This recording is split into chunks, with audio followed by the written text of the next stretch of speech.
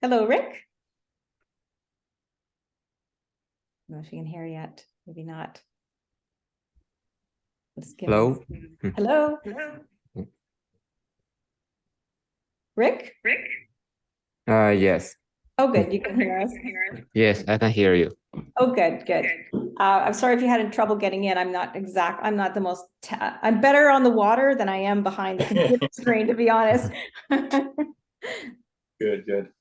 Yeah, so I guess we'll just sort of get started. Yeah, it's going to be a really casual question and answer sort of thing. I have a little bit of a slideshow if you're interested in seeing that, just some of our locations. But yeah, I just thought really a lot of people have a lot of questions about it, and I just wanted to provide the opportunity for you to be able to not just listen to me talk, but to get your questions answered.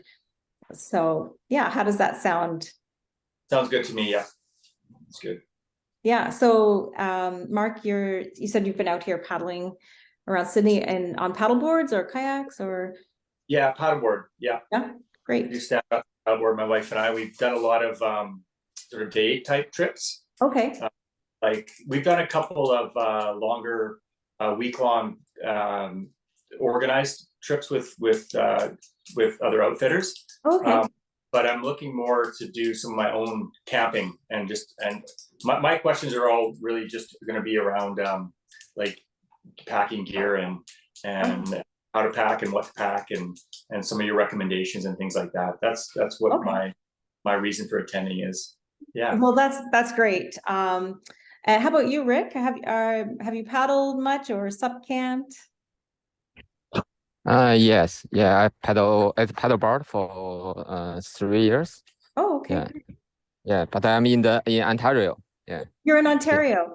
That's Yes. that I'm from Ontario originally, and so yeah, I grew up canoeing in Algonquin Park in Northern Ontario. So this year I finally thought, I just want to go back and stand up paddle Algonquin Park, and so we planned a trip in August. We're going to be there, and yeah, it's great. Whereabouts in Ontario are you? Yeah, I'm in Toronto area. Yeah. Very good. Yeah, going to Toronto area. Yeah. Okay. And did you have what was sort of your goals for this session? Do you have specific questions or? No, we usually just play in most time it's in a small lake, so to paddle. Yeah. But later I would like to stop. You like this up?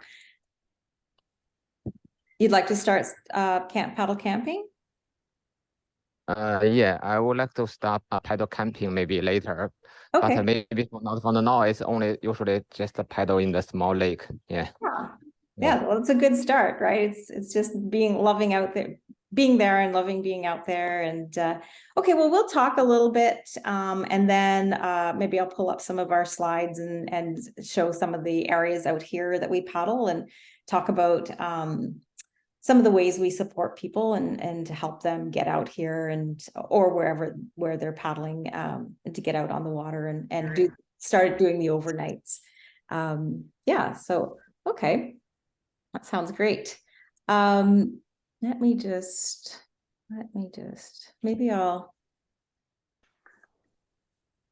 what I will do is I will screen share just some of our pictures.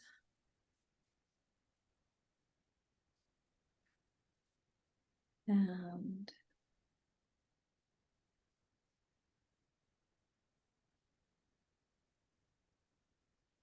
here we go. Yeah. So I'll just start actually quickly. Yeah, I'm Pam Martin. That's my name. I'm the owner and head guide and instructor for Blue Jellyfish SUP Adventures.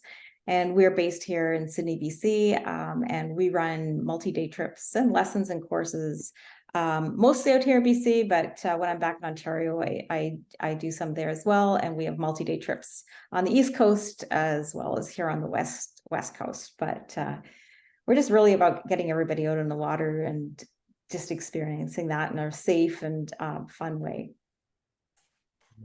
So I'm just going to skip through some of these and get to there's some of the images of our SUP camping. This is one of ours, so we'll just leave it there for now. Yeah, do you want to ask away, Mark, and some of the questions that you have? Yeah, I guess, yeah, just, I'm looking for kind of guidelines, I guess, and some gear lists and food recommendations and things like that, because I'm trying to do some, I've done it, like I said, a lot of day trips, and I'm just looking to do camping now and getting my board packed properly so that I can carry my gear. I guess like placement on the board on where to carry items, and then yeah, like I said, any ideas for food choices and things like that, because it's very limited to what you can pack compared to a kayak or your car if you're driving, for sure. Yeah, well, let's start with the food. It's a bit of a misconception that you can't pack as much as you do in a kayak, and in fact, you can. So you can pack as much on your paddleboard as you could pack in a canoe, or sorry, in a kayak or canoe. Okay. Well, a canoe has a little bit more capacity if you pack it above the gunnels, but not recommended. So yeah, kind of interestingly, I feel like when we paddleboard, we feel like we tend to take more things. Like some people will I know people who take their large cast iron skillet, because it's flat, you can stick it in a dry bag. Some people I know will take their skillet and their coffee grinder and fresh food. It's like, so one of the nice things about the paddling on the paddleboard and doing trips is that you have a little bit more flexibility to take more. Having said that, it's nice to be compact, and you can't take too much. So what I usually do when I do any overnight trip is I usually bring fresh food for the first day, sometimes into the second day, because you can pack a little ice or cold pack, and you can have a nice fresh meal usually that evening, and maybe even your breakfast. And some things you'll find just last really well even without being cold packed. Like blueberries tend to hold up really, really well. And day 3 you're out there and everybody's pouring their dry oatmeal, and you're throwing nuts and coconut and fresh blueberries, and it's a nice treat. So I tend to kind of find some fresh things that will last a little bit longer, and use those throughout the days that I'm out. And then I typically would use freeze-dried food. So and there are lots on the market. I like to dehydrate my own, just because I have a dehydrator, and you don't even need a dehydrator to do it. You can use your oven, and you just get much better quality food without all of the additives and the high sodium content that are in a lot of the freeze-dried food. Yeah. Oh, much of it's getting much better, and there are some great brands like at MEC even that you can get that are healthier. If you have any dietary restrictions or preferences, I'm vegan, so I've been able to find some pretty healthy vegan options even at MEC. They're also very expensive, so there's drawback. It's great if you want it to be easy, and yeah, you can just go grab them from the store. But if you want to cut costs or be more cost effective and want something a little bit healthier, you can make your own, and you just do them up in Ziplocs. And do you pack your food like Monday, Tuesday, Wednesday, Thursday, Friday, or do you pack it like breakfast, lunch, dinners? Or do you have a system on how you pack your food, or just put all your food in one bag? Or yeah, I usually do it It depends. If I'm going out, say on my own or with just a friend, and we're just going out for a sort of a casual, casual overnight, or I'll just sort of pack everything Yeah, a little bit more in a relaxed manner. If I'm going out on a course or for an extended time, just for ease, I pack it every day. So Monday, Tuesday, Wednesday. Yeah. And I'll pack within one bag. Yeah, I'll have my breakfast, my lunch, my dinner in there. And then those will be sort of my kitchen food items. And on top of that, I'll have a little snacks and whatever I'm eating for the day out.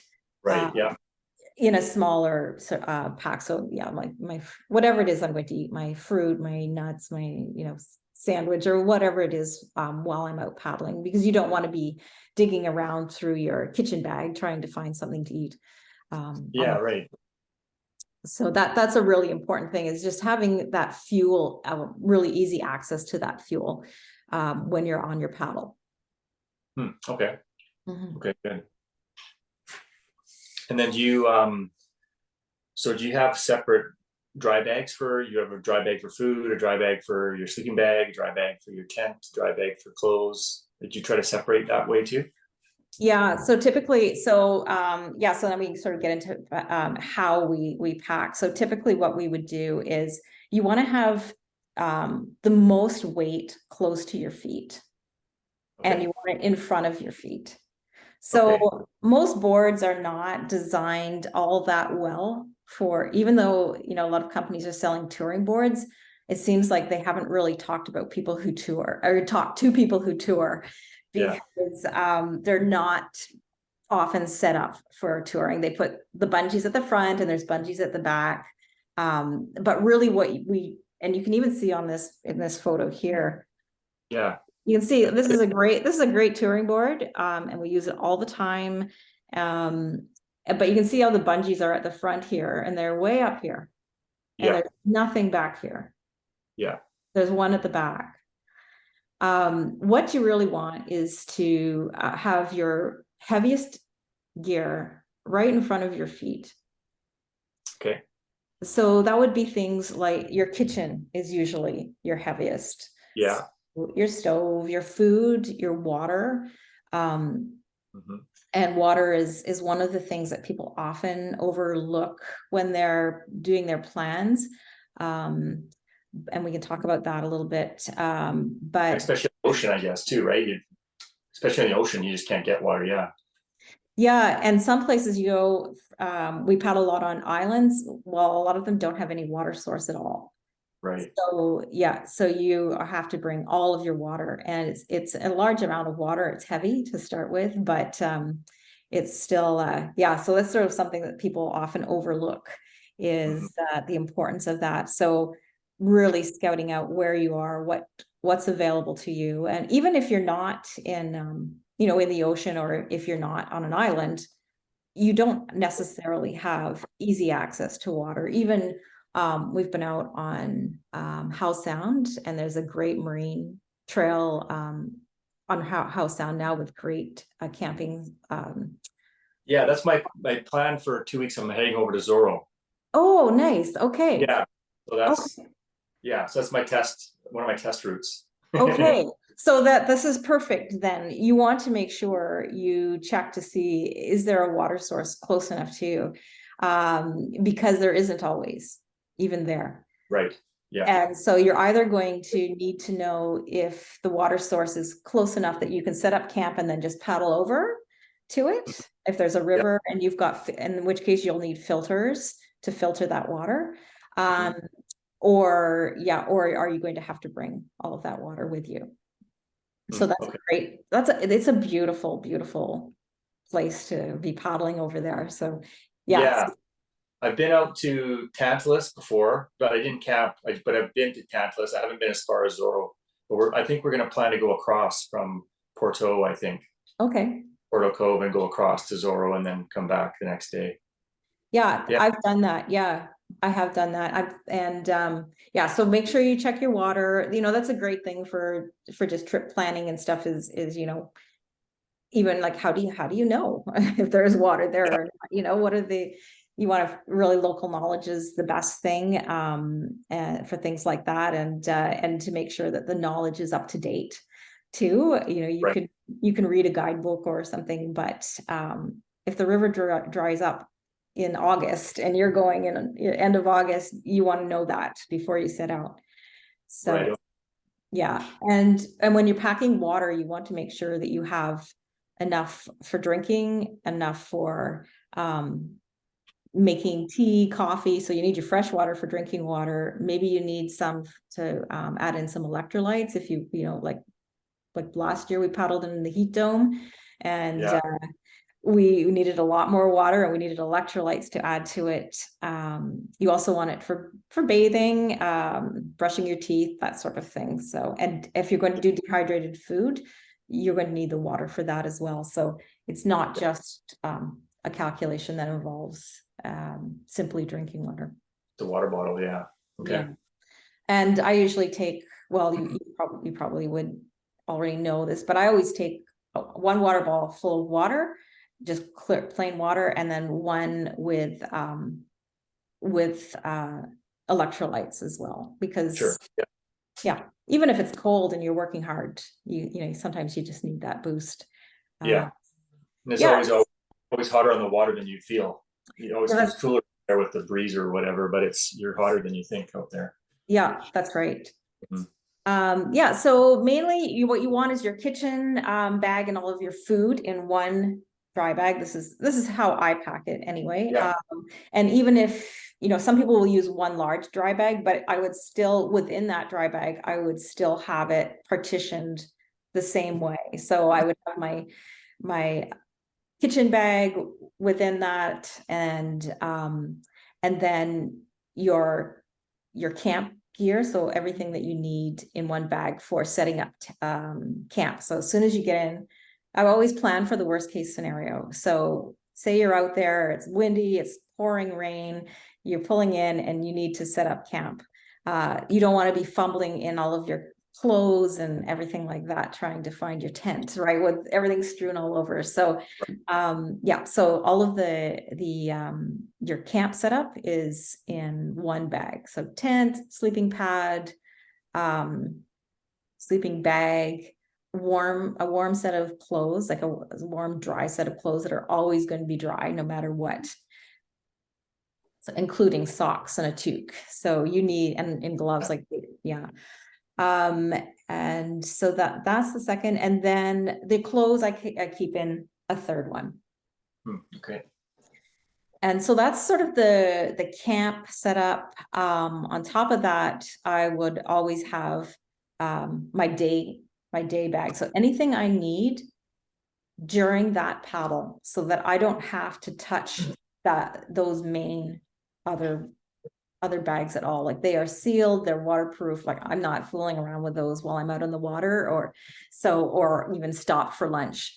You want one bag that has your sunblock and your whatever it is you need, your extra toque, your you know, your rain jacket, your food, any of those things that you think you're going to need during that paddle. So they're it's always, and I like to put mine always kind of on top of everything. You can see everybody does it differently, whatever works with their board and their setup. But that's the main goal. And and you want to have everything as low as possible. So if you're packing and have it really high. Yeah. Is it more important to have it sort of high and close to your feet with the weight, or spread out more and lower? I guess that's just the balance you're going to find with your own paddling style. And it's always better for it to be spread out lower, with the heaviest as close to your feet as you can get. Okay. So even if that, like I said, even if that's all in one big bag, you would still set it up so that the heaviest, you know, the kitchen stuff is at the bottom of that bag, close to your feet. Right. Okay. Because you're not going to be opening that bag during the day. So you don't need it. You don't need access to the bag. And some of them are top zip too, if you have some of those nice big Mustang ones. Yeah. But no matter what, keep it low, keep it close to your feet. And then what I put on the back bungee, I put all of my emergency stuff on the back bungee. Okay.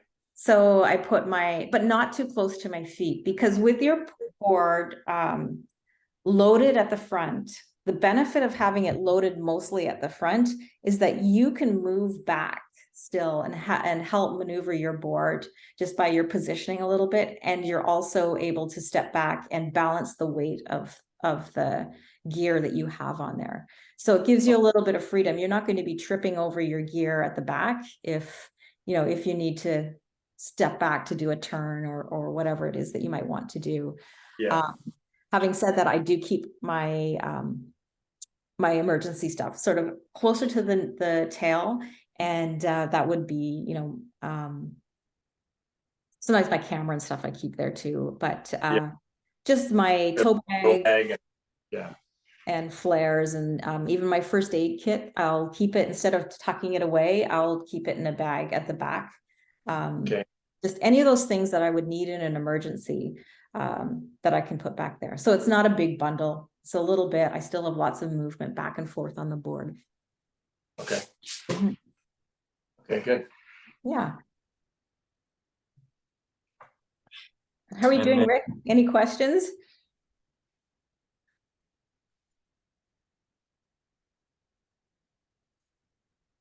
Rick?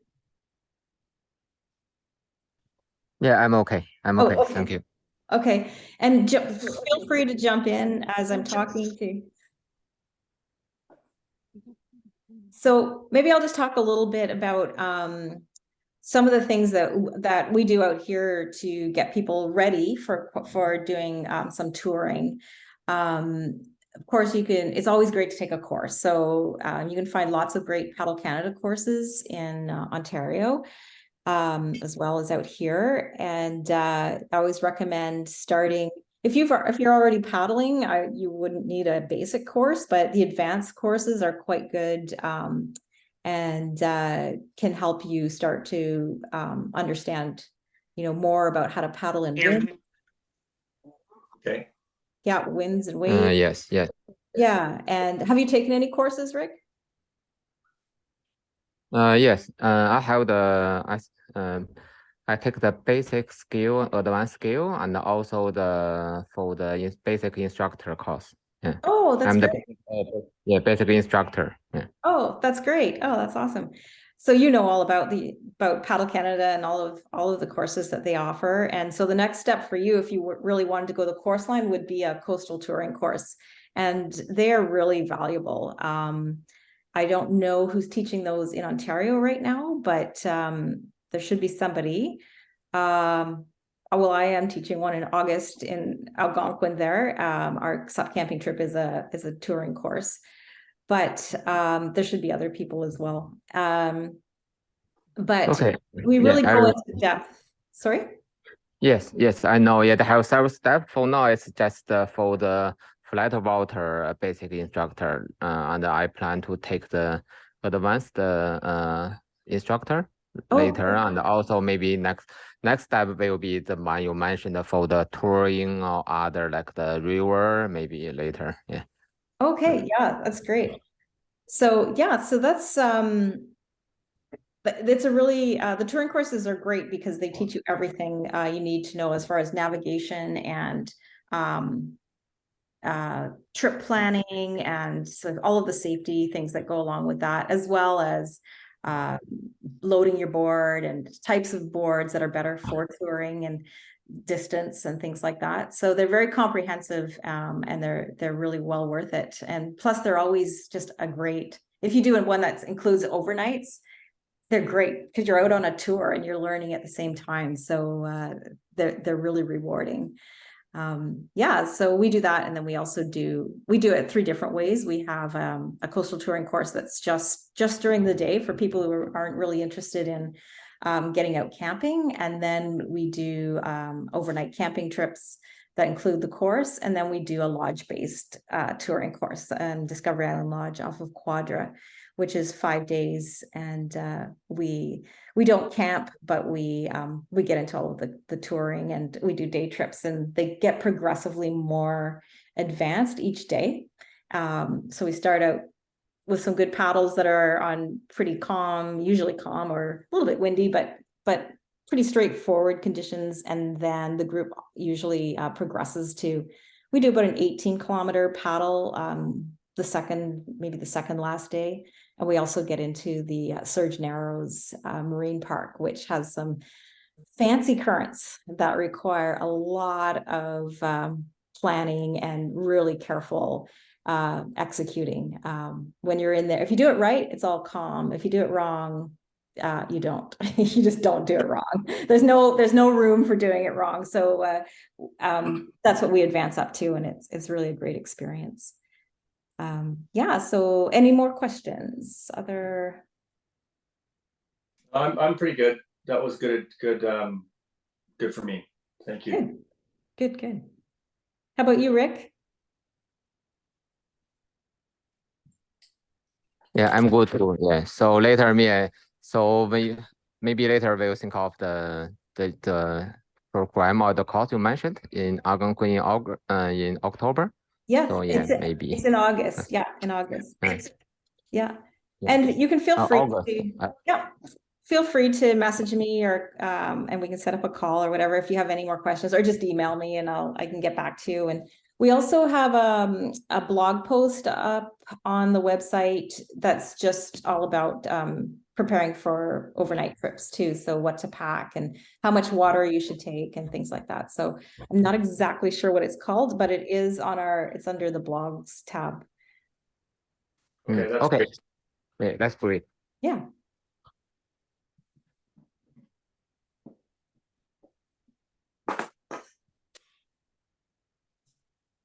All right. Well, Yeah, okay. No, that's good for me. I'm good. I got some good information. I'll check that blog out as well. Okay. And we'll try and touch base when we're out on the island. I'll get out there and see if I can even just go out for a paddle one night. And meet you. My wife and I are both paddle, so we have a good. We've done some here in the Lower Mainland area. So yeah, be good to touch base.